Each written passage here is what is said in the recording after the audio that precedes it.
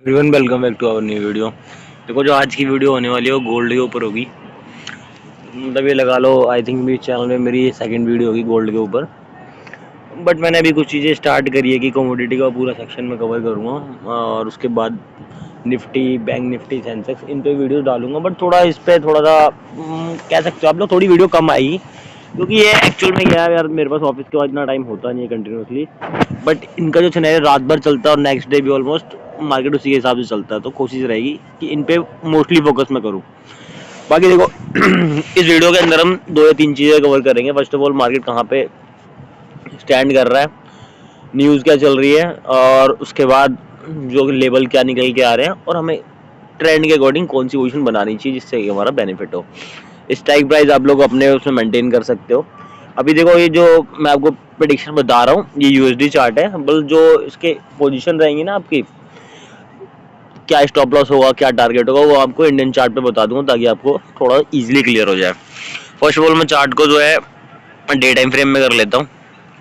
जो major support resistance उनको mark कर लेंगे और मार्केट का ट्रेंड समझने की कोशिश करेंगे एक्चुअली क्या है। देखो ये डे टाइम फ्रेम है। डे टाइम फ्रेम में आपको क्या दिख रहा है, मार्केट एक जोन के अंदर कंसोलिडेट हो रहा है। जोन को मैं मार्क कर देता हूँ थोड़ा। अभी देखो कंसोलिडेट का मतलब क्या, कंसोलिडेट का मतलब है एक फेज में जाके मार्केट रुक जाना और वहां से मूवमेंट का ना मिलना मार्केट का, वो एक कंसोलिडेट फेज होता है। अगर देखोगे तो एक बुलिश ट्रेंड के बाद कंसोलिडेट फेज है जो क्लियर कर इंडिकेट दे रहा है कि मार्केट यहाँ से अगर इस फेज को तोड़ता है तो एक नया हाई बनाएगा जो कि काफी अच्छा हाई होगा, जिसकी पॉसिबिलिटी के चांसेस काफी ज्यादा है। ठीक है, अगर बॉटम की बात करें तो बॉटम में भी ये तो आपका मैक्सिमम हाई हो गया।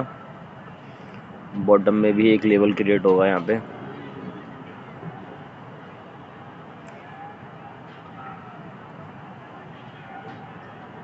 ये आपका बॉटम का लेवल हो गया। अब इसको थोड़ा और सिंप्लीफाई करके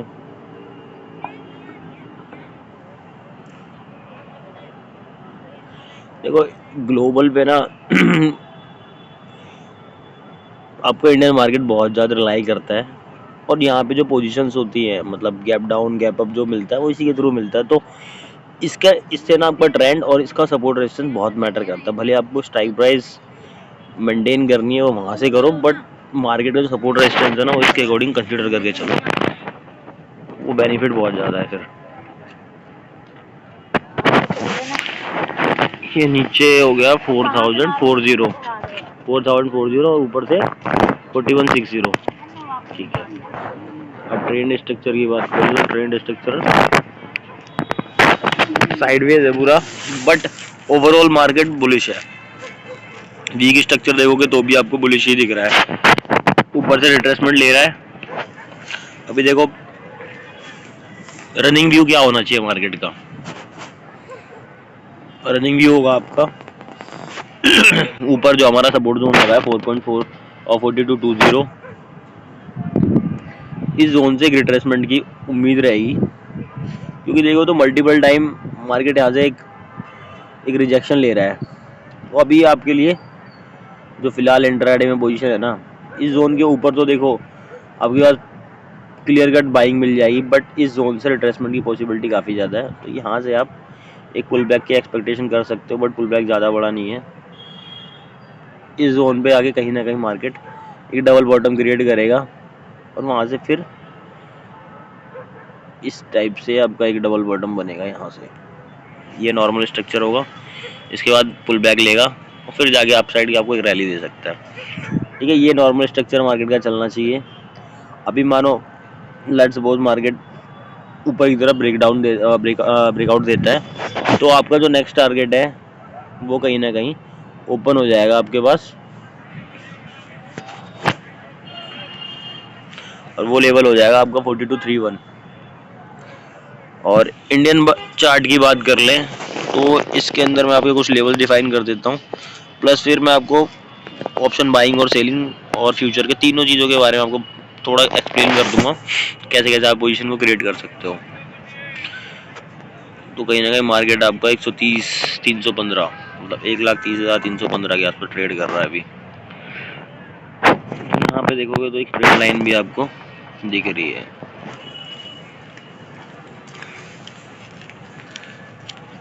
चलो इसको भी बना लेते हैं। देखो तो इस जोन में 15 मिनट टाइम फ्रेम में आपको एक ट्रेंड लाइन पे मार्केट पूरा बेस होता हुआ नजर आ रहा है, और देखोगे तो उसी जोन से ट्रेंड लाइन का जो सपोर्ट ले रहा है मार्केट, उसी जोन से एक अच्छा सा पुल बैक भी दिखा रहा है, और ऊपर भी एक ट्रेंड लाइन आपकी बनेगी। ये देखो, तो इसमें भी देखोगे तो आपको यहाँ पे मार्केट बुलिश ही नजर आ रहा है, और इसके कुछ जियोपॉलिटिकल रीजन भी है। ये आपकी एक ट्रेंड लाइन ऐसे बाइसेक्ट करते हुए नजर आएगी।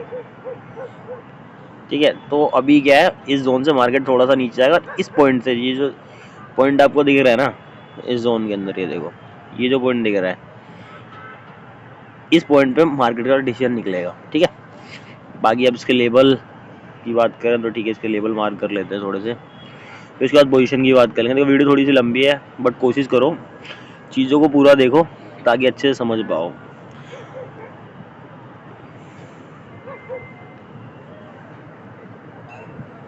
ये इसका अप साइड का जोन हो गया आपके पास।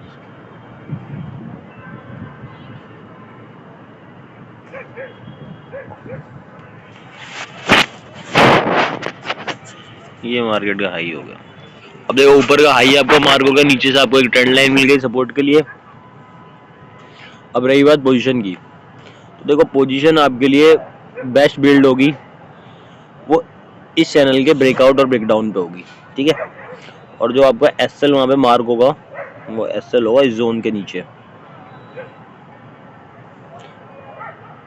ये जो जोन है आपके पास, यहाँ पे आपको ब्रेकआउट ऊपर से ब्रेकआउट मिल जाए या फिर ब्रेकडाउन मिल जाए। देखो अगर आपको यहाँ से ब्रेकडाउन मिल जाता है तो सीधा ये जो जोन होगा आपका अराउंड 130-300, ये आपका एसएल का काम करेगा।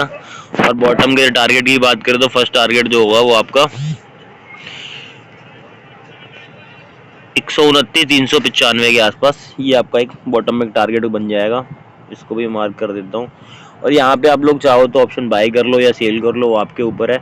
जो भाई ऑप्शन सेलिंग में जा रहे हैं तो वहाँ पे कॉल को शॉर्ट करना, आप ऐसा नहीं कि पुट को ही शॉर्ट कर दो तो लॉस हो जाएगा उस केस में।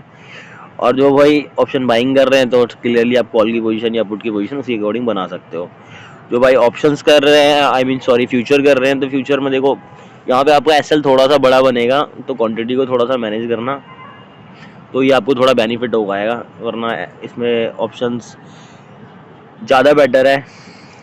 फ्यूचर्स में फंड का थोड़ा सा इशू होता है, नॉर्मल बंदे के लिए फ्यूचर को प्ले करना थोड़ा सा टिपिकल है। बाकी यहाँ क्वांटिटी के साथ मैनेज कर सकते हो, हेज कर सकते हो।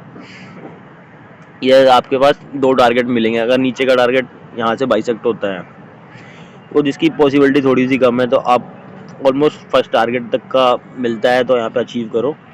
नेक्स्ट टारगेट के लिए ऊपर के अगर ब्रेकआउट मिलता है तो ये टारगेट आपके लिए ओपन हो जाएगा।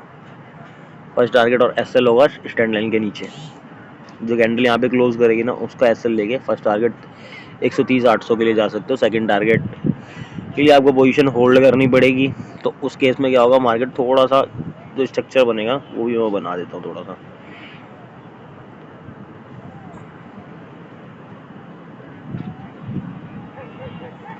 वो जो स्ट्रक्चर होगा आपका वो ऐसे होगा कुछ, यहाँ पे मार्केट आएगा, हिट करेगा इस जोन से, फिर वहाँ से एक पुल बैक आएगा, वो पुल बैक इस जोन के आसपास कहीं पे होगा। ये मतलब ये आपका पुल बैक जोन होगा।